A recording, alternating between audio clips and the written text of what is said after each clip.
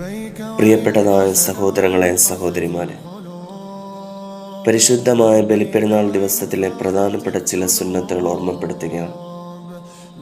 ഒന്നാമതായി, ഈദ്ഗാഹിലേക്ക് പോകുന്നതിന് മുമ്പ് നന്നായി കുളിക്കുക. ഫജറിന് ശേഷം കുളിക്കലാണ് ഏറ്റവും ഖൈർ.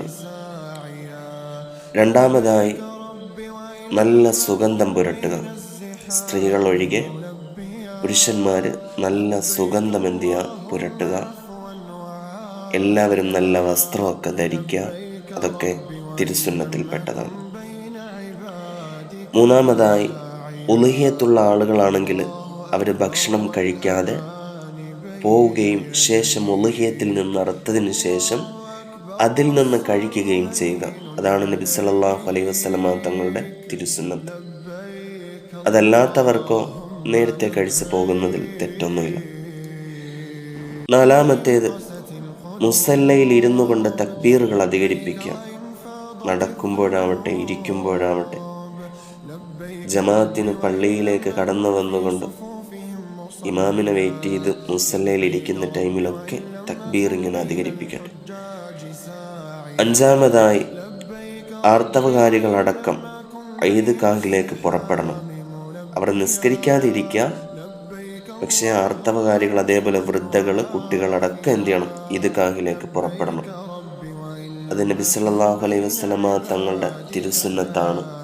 അത് നമ്മൾ പാലിക്കുക വേണം. അതിൽ നിന്ന് മാറി നിൽക്കേണ്ടതില്ല.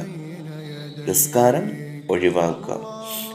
ഈദ്ഗാഹിൻ്റെ മറ്റുള്ളതായ കർമ്മത്തിലേക്ക് അവരെന്ത് ചെയ്യണം? പങ്കുകാരായി നിലകൊള്ളണം. ആറാമത്തേത്, പെരുന്നാൾ ദിവസവും അതിനുശേഷവും അയ്യാമു തശ്രീക്ക് തീരുന്നത് വരെ നമസ്കാര ശേഷമൊക്കെ തക്ബീറുകൾ ചൊല്ലിക്കൊണ്ടേ ഇരിക്കണം. യൗമു അറഫയുടെ ഫജ്ർ മുതൽക്കേ അത് തുടങ്ങും. സഹാബികളുടെ ചര്യയിൽപ്പെട്ടതാണ്. ഓരോ വഖത്ത് നമസ്കാരത്തിന് ശേഷം അയ്യാമു തശ്രീക്ക് തീരുന്നത് വരെ എന്ത് ചെയ്യും? തക്ബീറുകൾ ഇങ്ങനെ അധികരിപ്പിക്കും. ഏഴാമത്തെ തിരുസുന്നത്ത്, പെരുന്നാൾ ആശംസകൾ കൈമാറുക. പരസ്പരം നമ്മുടെ സുഹൃത്തുക്കളെ കാണുമ്പോൾ, നമ്മുടെ കുടുംബാദികളെ കാണുമ്പോൾ, ഇനി ആദ്യമായിട്ടാണ് ഒരാളെ കാണുന്നതെങ്കിലും പരസ്പരം അവരെ കണ്ട് പരസ്പരം പെരുന്നാൾ ആശംസകൾ കൈമാറുക. കൂട്ടത്തിൽ തഖബ്ബലല്ലാഹു മിന്നാ വമിൻകും എന്നെന്തിയാ പറയുക. അള്ളാഹു നമ്മളിൽ നിന്നും സ്വീകരിക്കട്ടെ എന്ന ആ ഒരു പ്രാർത്ഥന നമ്മൾ മറന്നു പോകരുത്. എട്ടാമതായി, ഉളുഹിയത്തിൽ നമ്മൾ ഭാഗവാക്കാവുകയും സാധിക്കുമെങ്കിൽ നാം തന്നെ അറുക്കുകയും അതിൽ നിന്ന് കഴിക്കുകയും പാവങ്ങൾക്ക് നൽകുകയും ചെയ്യുക. അത് വലിയ തിരുസുന്നത്തിൽപ്പെട്ടതാണ്. ഒമ്പതാമതായി, വരുന്നതും പോകുന്നതുമൊക്കെ വ്യത്യസ്ത വഴികളിലൂടെ ആവുക. ഈദ്ഗാഹിലേക്ക് വരുന്നതിന് ഒരു വഴി കൂടെ പോയാൽ പിന്നെ വരുന്നത് മറ്റൊരു വഴി കൂടെ ആവണം. കാരണം കൂടുതൽ ആളുകളെ കാണാനും അവർക്ക് ആശംസകൾ നേരാനും സലാം പറയാനും പരസ്പരം സ്നേഹബന്ധമൊക്കെ പുലർത്താനും എന്ത് ചെയ്യും? അത് കാരണമാകും. പത്താമതായി, പ്രത്യേകം സ്വതക്ക ചെയ്യുക.